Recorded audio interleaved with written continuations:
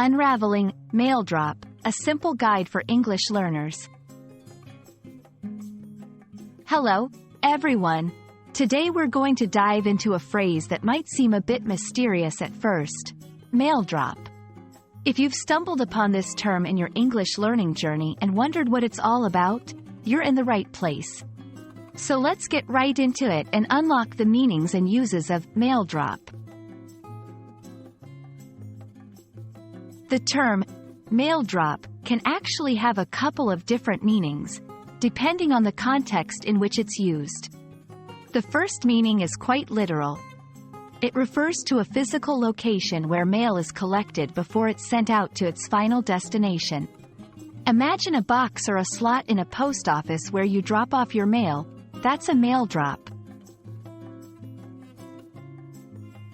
Now, let's look at a more modern and less literal use of the term. Mail drop can also refer to a virtual mailbox. This is a service that provides a physical address to receive mail on behalf of a person or a business, which is then scanned and uploaded to a virtual mailbox that the recipient can access online. It's particularly handy for those who travel often or don't have a permanent address. Here's a fun fact. Mail drop has a third meaning that comes straight out of spy novels and movies. In the espionage world, a mail drop is a secret location where spies leave messages or packages to be picked up by another agent. It's all about secrecy and not being seen.